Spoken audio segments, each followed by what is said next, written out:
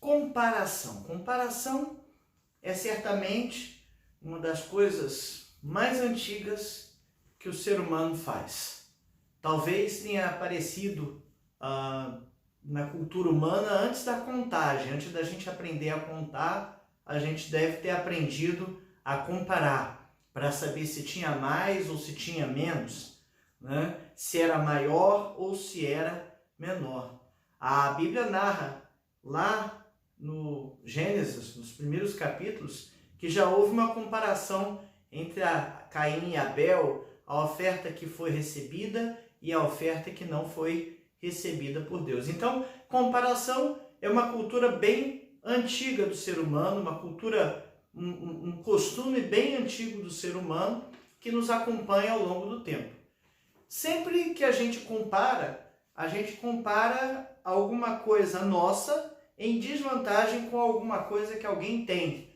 Ou seja, a grama do vizinho que é mais verde do que a minha, a galinha do vizinho bota o ovo mais bonito do que o meu, né?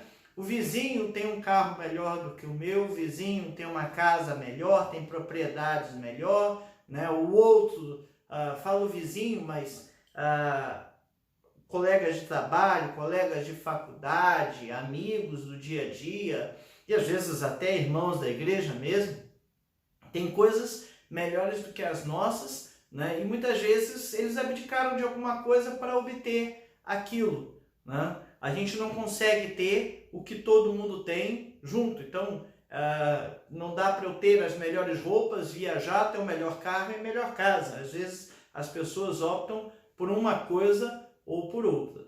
Mas, via de regra, essas comparações são feitas com pessoas que têm mais posses, não crentes geralmente, né? E pessoas que muitas vezes conseguiram coisas à base de corrupção, à base de pecado, né? Passando a perna nos outros, levando vantagem. E infelizmente isso também é uma cultura muito antiga. O exemplo que a gente vai ver aqui de Asaf, ele vê justamente isso, né? Ele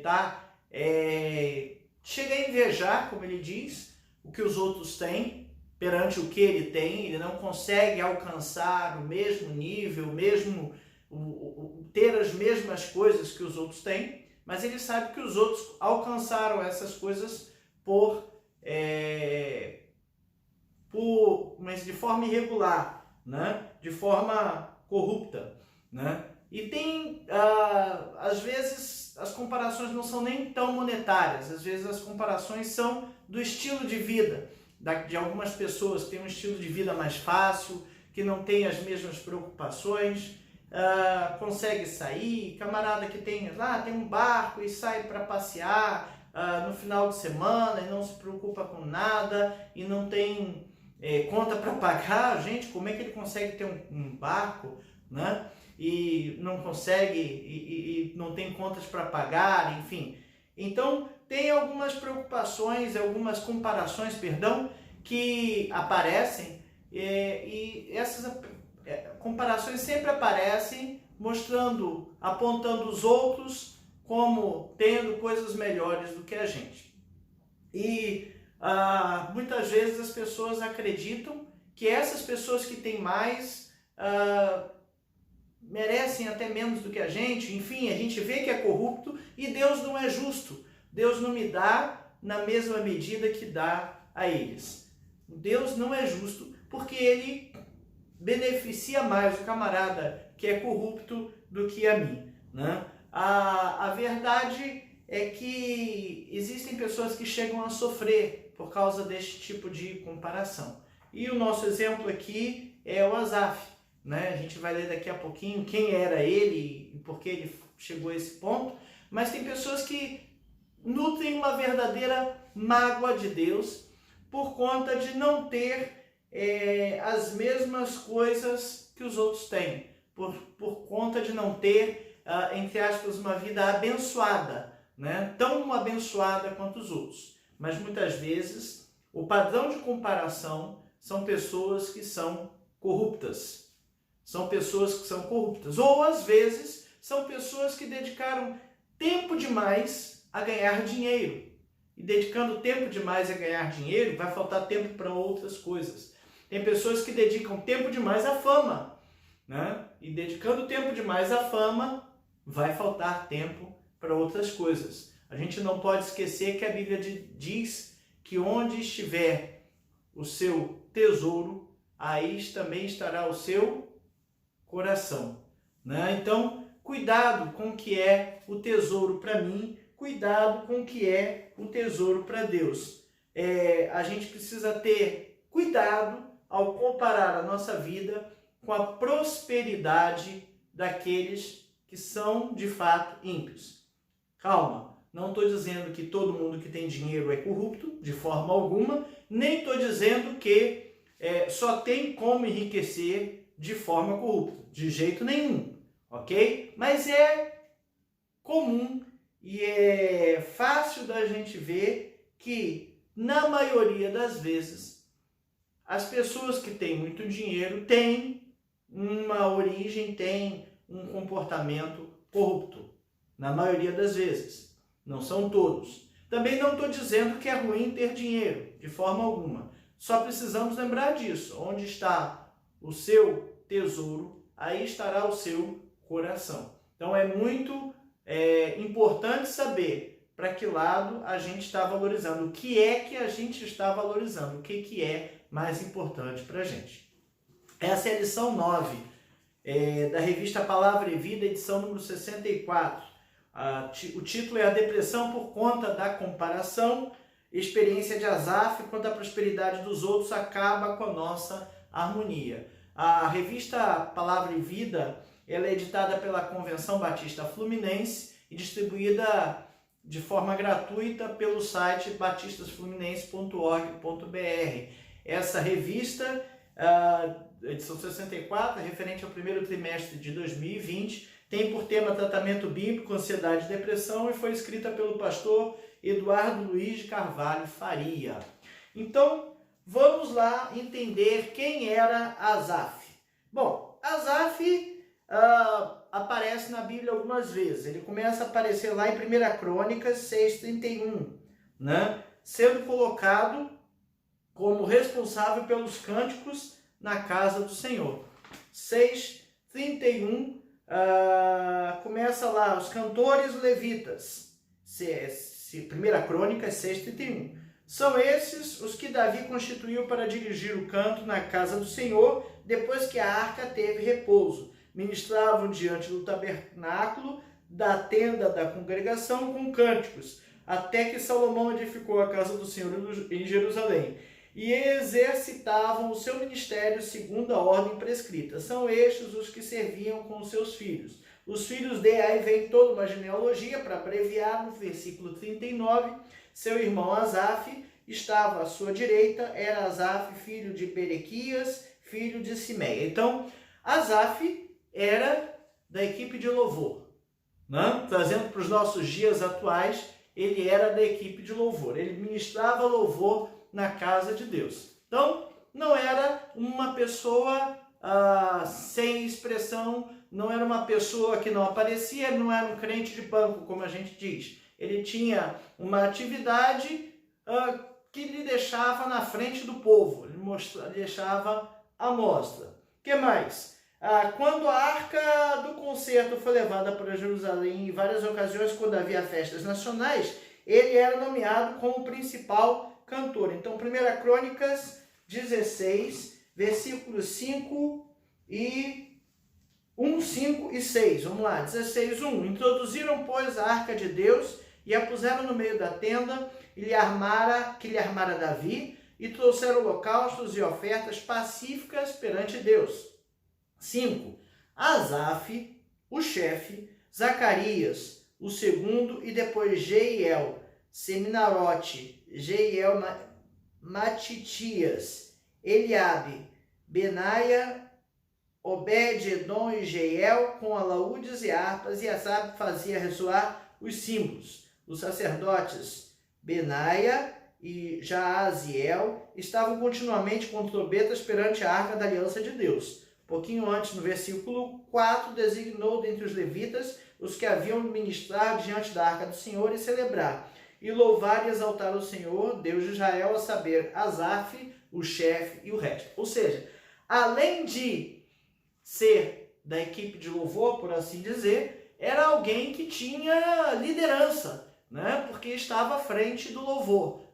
Tinha um jeito de liderar, tinha um jeito de chefiar, e ele estava à frente da equipe de louvor. Então, não era alguém qualquer, era alguém que tinha entendimento do que estava fazendo e tinha a vida cristã naquilo ali. 2 Crônicas 5:12 é quando Salomão consagrou o templo. 2 Crônicas 5:12.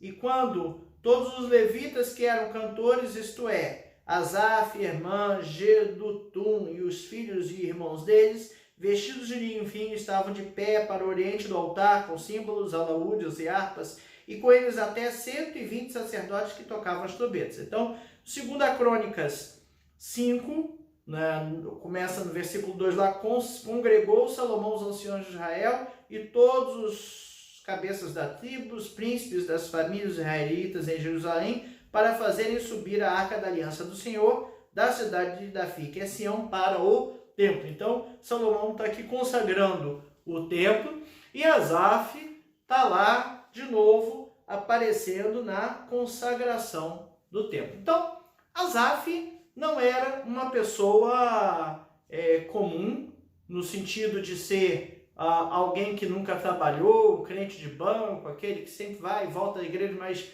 nunca mete a mão para fazer nada. Ele era levita, né? Lembrando aqui que os levitas não tinham terra. Quando houve a distribuição das terras pelas 12 tribos, na realidade foi distribuída em 11. Né? Os levitas até tinham um pedaço lá, mas não criavam gado, eles não faziam nada para se sustentar, porque eles eram sustentados pelas ofertas. Eles trabalhavam em prol do resto do povo. Né? Então, não era muito comum entender que o levita tivesse, de repente, conforto, que tivesse posses, tivesse coisas, a menos que o povo trouxesse essas coisas como oferta, né? Que aí ficava na casa de Deus e os levitas acabavam por usando as coisas ali. Né? Era a forma como eles tinham de se sustentar. O nome de Asaf aparece em alguns salmos, 50, 73 e 83. E o foco aqui da nossa lição é o Salmo 73. O Salmo 73, ele já tem como título aqui o problema da prosperidade dos maus. Então, a comparação que a gente está fazendo aqui, ou a que Asaf fez, não é uma comparação qualquer, é uma comparação com as coisas, as conquistas que os maus tinham. Né? Então, é o sucesso dos ímpios, por assim dizer. Tá? Então,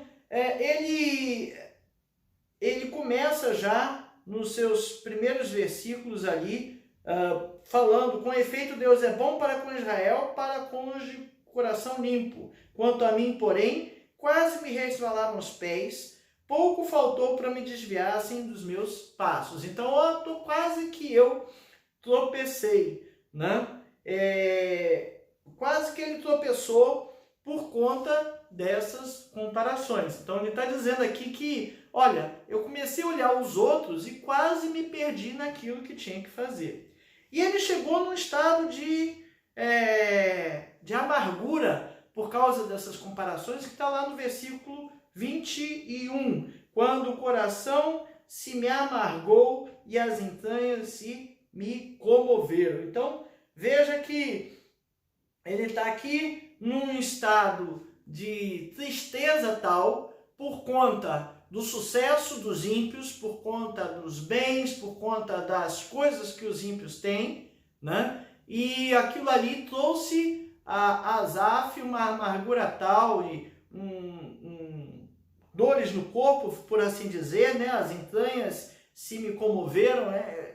Em outra tradução aqui aparece como dores, tensão, como nervoso, né? Aquela tensão nervosa que deixa a gente todo dolorido, por conta de não se sentir bem com essa situação, né? ele, em determinado momento de sua vida, ele começou a ver que os outros prosperavam e ele não. Versículo 3, olha o que ele escreve. Pois eu invejava os arrogantes ao ver a prosperidade dos perversos. Então, eu quase caí da minha fé, eu quase me perdi, disse Asaf. Por quê? Porque eu tinha inveja da prosperidade daqueles que não temem a Deus, dos ímpios. Para que eles não há preocupações, o seu corpo é sadio e nédio, não partilham das canseiras dos mortais, nem são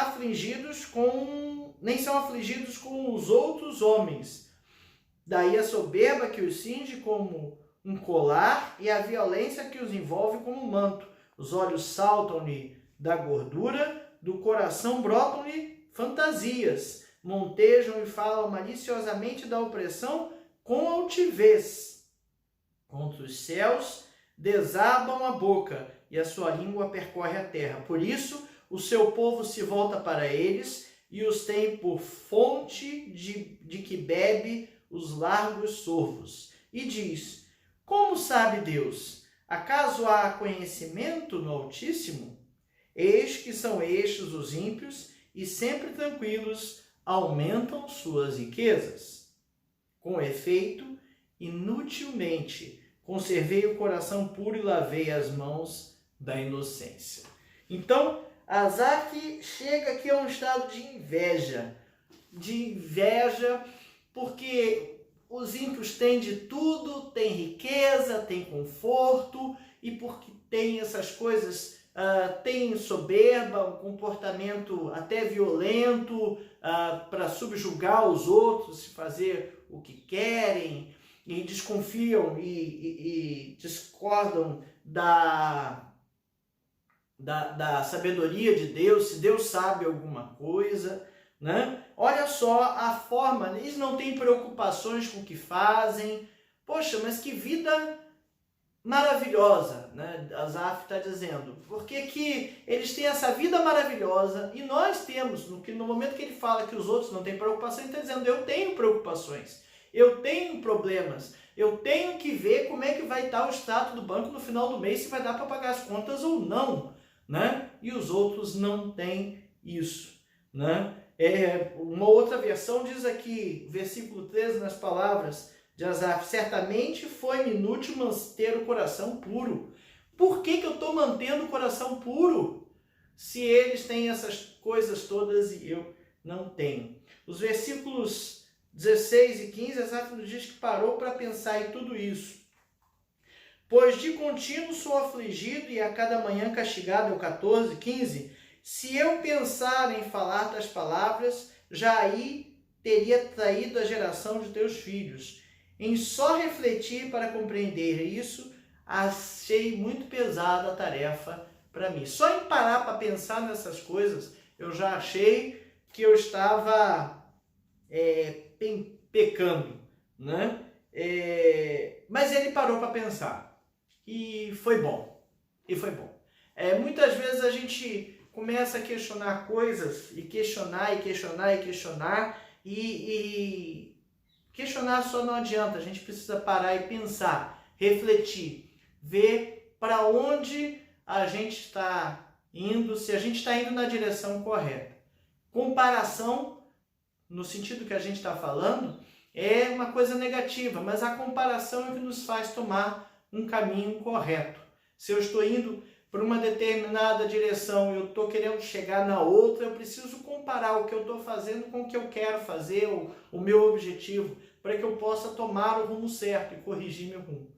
Se eu estou indo para uma determinada direção no sentido de fazer coisas que não agradam a Deus, eu quero ter o rumo certo, eu preciso comparar para onde eu estou indo, para onde eu preciso ir, para que eu faça aquela coisa que agrade a Deus. Asaf, num determinado momento, começou a se perder naquilo ali, né? Ter devaneios ali, no sentido de, olha, eles têm tudo, eles são ricos, eles têm sucesso, eles não têm preocupação, e eu tenho, né? Então, o comentarista nos faz aqui dois aspectos importantes a serem observados. O primeiro, como eu falei já nesse vídeo, é que inevitavelmente os corruptos vão ter sucesso e riqueza, pelo menos de mostrar. Então, não estou dizendo que todo mundo que tem dinheiro é corrupto, longe de mim, de forma alguma, mas aqueles que praticam a corrupção têm como objetivo, óbvio, enriquecer, né? Se alguém quer tirar alguma vantagem, é porque quer mais, quer um carro melhor, quer uma vida melhor no sentido de ter as coisas físicas. E a gente precisa parar para pensar para quem que a gente está olhando e por que a gente está olhando. Se aquela pessoa teve sacrifícios, fez sacrifícios naquela direção, ou se simplesmente ela está roubando dos outros e levando vantagem, por isso está nesse ponto de enriquecimento. É muito importante que a gente olhe, né, o que está acontecendo. O segundo aspecto é uma cultura pregada por aí, né, que tem sido pregada nos nossos dias e que não é uma cultura, não é um ensinamento de fato bíblico, né? Dizem por aí que se você é filho de Deus, não tem por que ter problema, não tem por que ter sofrimento, não tem por que ter aflição, é só declarar, né, a vitória e em nome de Jesus está tudo resolvido. Não é bem assim. Jesus disse com todas as palavras ali, né, no mundo tereis aflições, mas tem de bom ânimo porque eu venci o mundo, né? Eu não vou ter ansiedade, eu não vou ter problemas, porque Deus está ao meu lado.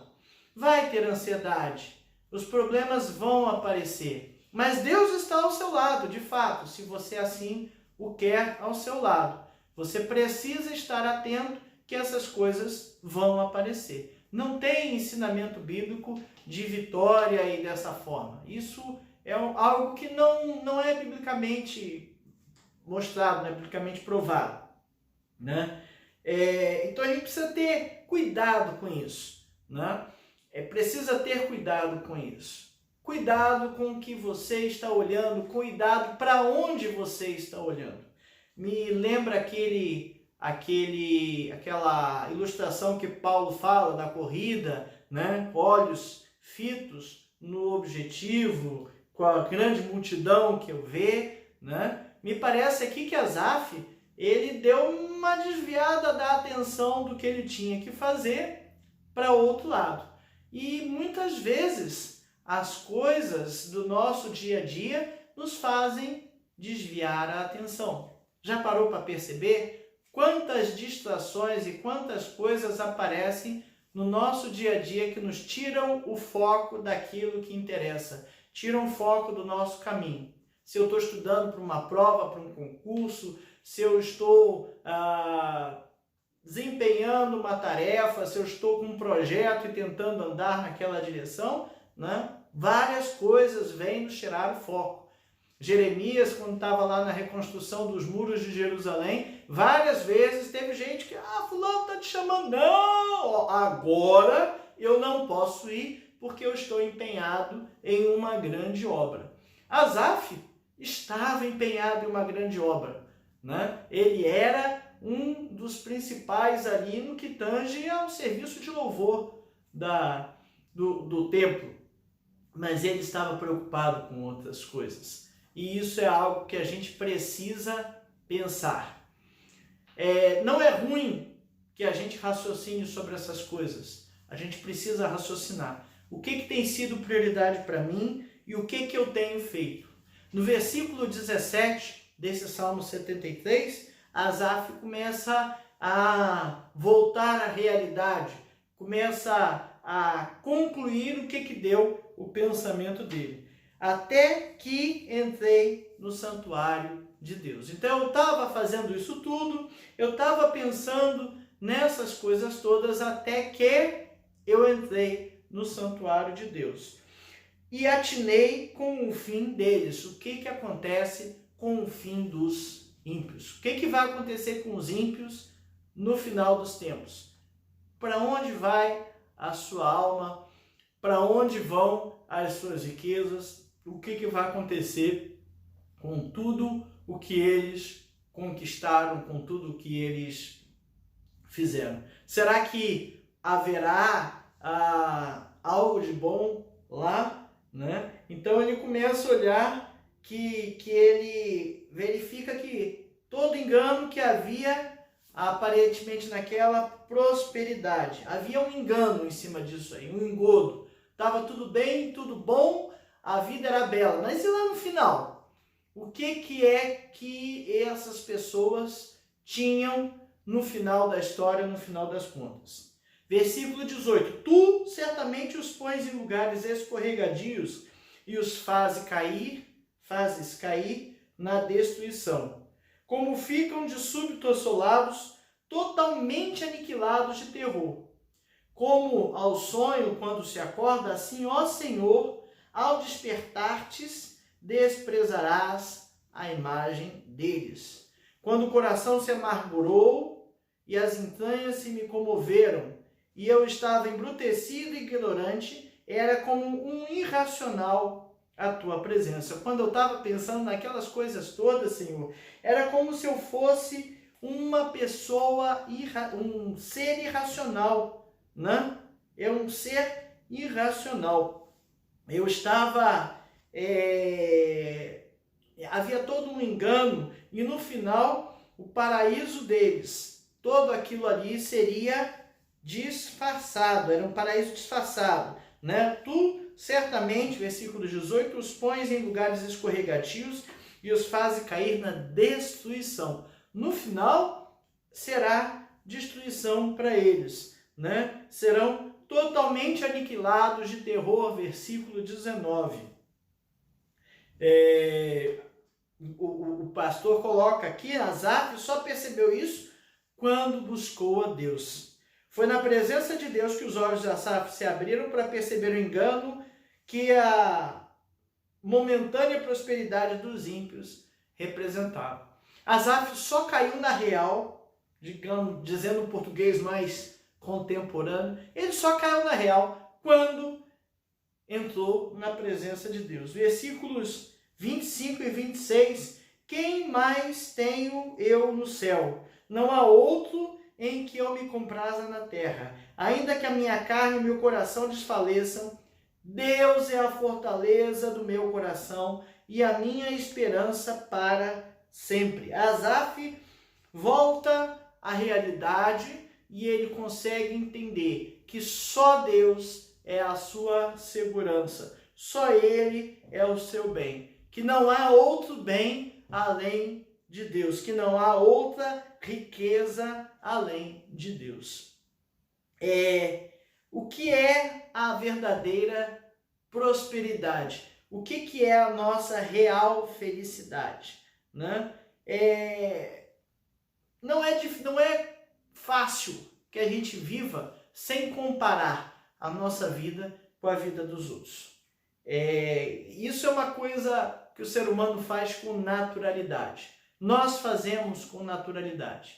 A gente para com aquele carro todo velho do lado de um carro mais novinho, mas fulano tem, né? O que ele fez para conseguir? E geralmente a gente não quer uma coisa, a gente quer todas as coisas. Quer uma mansão, um iate, um carro, um avião, salário, ou melhor, salário não, dinheiro. Dinheiro para gastar à vontade. Salário é fruto de um pagamento de um trabalho. Ninguém quer trabalhar, mas é bíblico. Comerás do suor do teu rosto, né? E o que fazer para ter essas coisas? O que essas pessoas têm feito para fazer essas coisas? E que efeito essas coisas têm na vida dessas pessoas? O que é o meu tesouro? Qual é o meu maior bem? Asaf descobriu que o maior bem que ele tinha era Deus, né?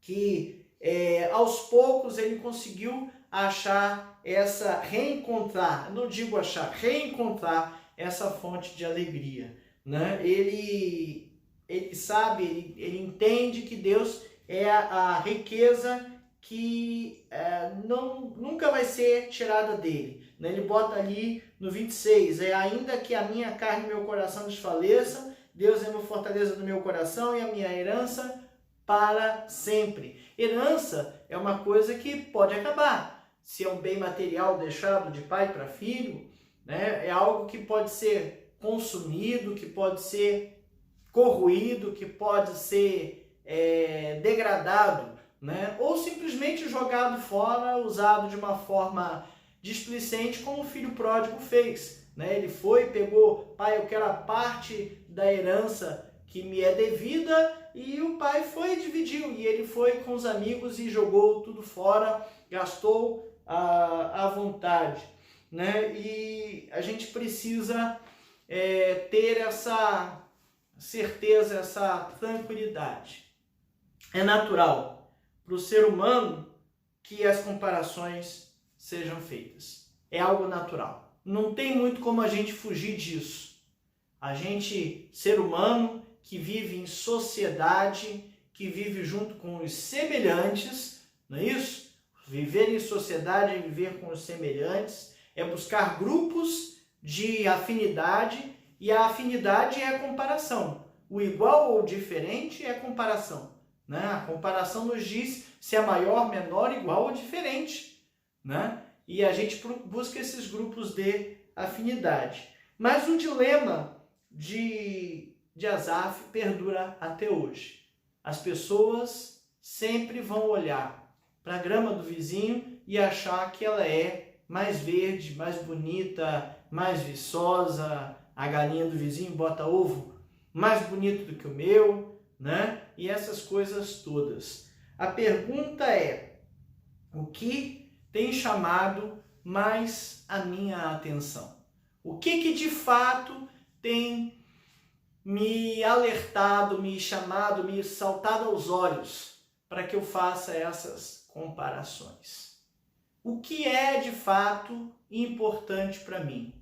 Bens, riquezas, família, né? As pessoas que eu amo, que me cercam.